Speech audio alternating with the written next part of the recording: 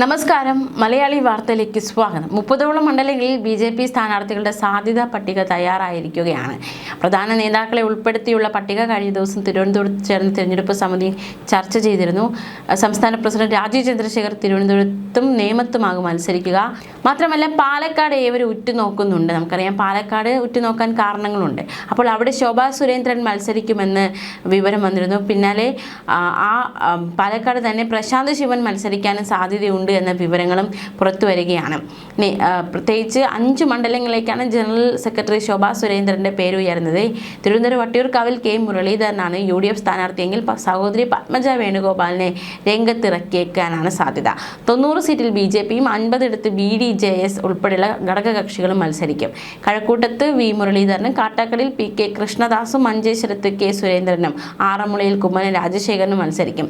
Chathannoor BB Gopakumar, Karunagappally Jithin Dev, Thiruvalla Anoop Antony, Malampuzha C Krishnakumar, Kodungallur B Gopalakrishnan, Kozhikode north Navya Haridas, Pala Shone George, Thiruvananthapuram Karamana Jayan എന്നിവർ സ്ഥാനാർത്ഥികളാകാനാണ് സാധ്യത. തർക്കങ്ങളോ ഒന്നിലധികം പേരുകളോ ഉയരാത്ത മണ്ഡലങ്ങളാണ് സാധ്യതാ പട്ടിക തയ്യാറായത്. കേന്ദ്ര പാർലമെന്ററി ബോർഡ് പട്ടിക പരിഗണിക്കും. പാലക്കാട്, വട്ടിയൂർക്കാവ്, ഹരിപ്പാട്, കായംകുളം, അരൂർ എന്നിവിടങ്ങളാണ് ശോഭയുടെ പേര് ഉയർന്നത്. ഇതിൽ ഹരിപ്പാട് അവരെ മാത്രമേ പരിഗണിച്ചിട്ടുള്ളൂ. വട്ടിയൂർക്കാവിൽ മത്സരിക്കണമെന്ന് ശോഭയ്ക്ക് താല്പര്യമുണ്ടെങ്കിലും R ശ്രീലേഖയുടെ നിലപാട് കൂടി പരിഗണിക്കേണ്ടതായിട്ടുണ്ട്. ഇവിടെ പത്മജയ്ക്കൊപ്പം നടൻ കൃഷ്ണകുമാറും പട്ടികയിലുണ്ട്. ആറ്റിങ്ങലിൽ 2 പേരാണ് പരിഗണനയിൽ. P Sudheer, Thiruvananthapuram deputy mayor GS Ashanath. ഒല്ലൂരിൽ ജേക്കബ് തോമസ് മത്സരിക്കും. കൊട്ടാരക്കരയിൽ കഴിഞ്ഞ തവണ KN ബാലഗോപാലിനെതിരെ മത്സരിച്ച് കോൺഗ്രസിലെ R രശ്മിയെ സ്ഥാനാർത്ഥിയാക്കുമെന്ന് BJP സ്ഥിരീകരിച്ചിട്ടില്ല. ശോഭാ സുരേന്ദ്രൻ മത്സരിക്കുന്നില്ലെങ്കിൽ അവിടെ പ്രശാന്ത് ശിവനാണ് പാലക്കാട്ട് കൂടുതൽ സാധ്യതയുള്ളത്. തൃശ്ശൂരിൽ ഇതുവരെയും തീരുമാനമായിട്ടില്ല. എറണാകുളത്ത് തൃപ്പൂണിത്തുറയും ആലുവയും കഴിഞ്ഞാൽ മറ്റിടങ്ങളിൽ 2020 കൂടുതൽ സീറ്റുകൾ.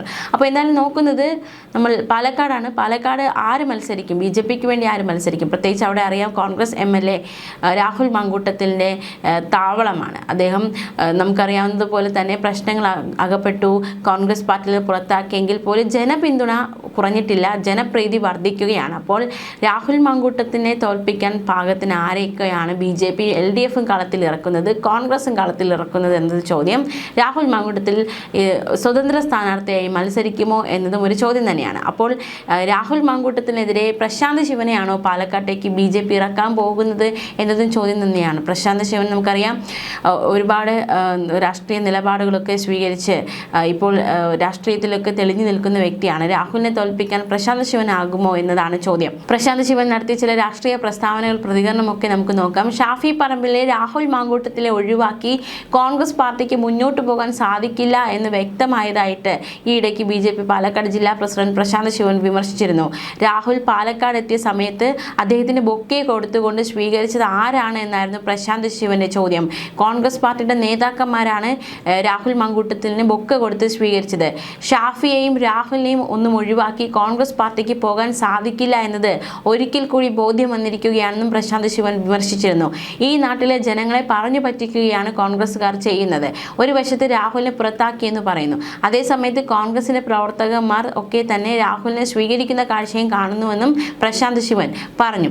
രാഹുൽ MLA സ്ഥാനം രാജിവെക്കുന്നതുവരെ BJP പ്രതിഷേധിക്കുമെന്നും ഒളിവിൽ കഴിയുന്നതിന് ഉൾപ്പെടെ കോൺഗ്രസിന് ഒത്താശ ഉണ്ടായിട്ടുണ്ടോ എന്നതടക്കമുള്ള വിമർശനം പ്രശാന്ത് ശിവന്റെ ഭാഗത്തുനിന്നുണ്ടായിട്ടുണ്ട്. കോൺഗ്രസിലെ നേതാക്കന്മാർ തന്നെയാണ് അദ്ദേഹത്തിനോടൊപ്പമുള്ളത്. പാർട്ടിയിൽ നിന്ന് പുറത്താക്കിയെന്ന് പറഞ്ഞ് കേരളത്തിലെ ജനങ്ങളെ വിഡ്ഢികളാക്കുന്ന സമീപനമാണ് കോൺഗ്രസ് സ്വീകരിച്ചത്. മുൻകൂർ ജാമ്യാപേക്ഷയിൽ അറസ്റ്റ് ചെയ്യുന്നത് തടഞ്ഞുകൊണ്ടുള്ള വിധി വരുന്നതിന് തൊട്ടു മുൻപ് കേരള പോലീസിന്റെ കയ്യെത്തും ദൂരത്ത് രാഹുൽ ഉണ്ടായിട്ട് അറസ്റ്റ് ചെയ്തില്ല. സംസ്ഥാന സർക്കാരും കോൺഗ്രസും രാഹുൽ മാങ്കൂട്ടും തമ്മിലുണ്ടാക്കിയ ഡീലിന്റെ ഭാഗമായിട്ടാണ് അറസ്റ്റ് ചെയ്യാതെ വൈകിപ്പിച്ചത്. രാഹുൽ ഒളിവിലുള്ള സ്ഥലമെന്നും പോലീസിന് അറിയാഞ്ഞിട്ടല്ല എന്നും പ്രശാന്ത് ശിവൻ പറഞ്ഞു. മാത്രമല്ല തദ്ദേശ തിരഞ്ഞെടുപ്പിന്റെ ഭാഗമായി മനോരമ ന്യൂസ് നടത്തിയ ചർച്ചയ്ക്കിടെ BJP പാലക്കാട് ജില്ലാ പ്രസിഡന്റ് പ്രശാന്ത് ശിവനും CPI നേതാവ് R ഷോയും ഏറ്റുമുട്ടിയ കാഴ്ചയൊക്കെ നമ്മൾ കണ്ടതാണ്. പാലക്കാട് കോട്ട മൈതാനിൽ സംഘടിപ്പിച്ച വോട്ട് കവലയിൽ വെച്ചായിരുന്നു ഇരു നേതാക്കളും പരസ്പരം കൊമ്പ് കോർത്തത്. പിന്നാലെ CPM BJP പ്രവർത്തകർ തമ്മിൽ ചേരിതിരിഞ്ഞ് സംഘർഷമുണ്ടായി.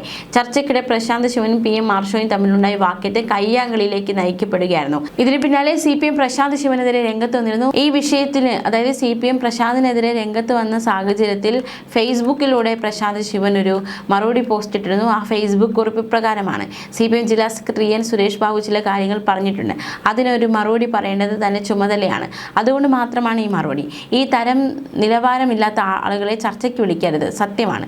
പെലച്ചി, നിനക്ക് തന്തയില്ലാത്ത കൊച്ചിനെ ഉണ്ടാക്കി തരുമെന്ന് അലറി ഒരു ദളിത് പെൺകുട്ടിയുടെ അടിവയറ്റിൽ ചവിട്ടുന്നത്ര നിലവാരമില്ലാത്ത ആളുകളെ സത്യമായിട്ട് ചർച്ചയ്ക്ക് വിളിക്കാൻ പാടില്ലാത്തതാണ്. ഗുണ്ടയെ പിടിച്ച് നേതാവാക്കിയാൽ ഇങ്ങനെ ഇരിക്കും. ശരിയാണ്. മഹാരാജാസിലും കോഴിക്കോട് യൂണിവേഴ്സിറ്റി ക്യാമ്പസിലും ഒക്കെ പൊതുജനം കണ്ടതാണ് ഒരു ഗുണ്ടയെ പിടിച്ച് നേതാവാക്കിയാൽ അയാൾ എന്തൊക്കെയാണ് കാട്ടിക്കൂട്ടുക എന്ന്. ഇയാളെ പോലെയുള്ളവരെ മാറ്റി നിർത്തണം. ശരിക്കും വേണ്ടതാണ്.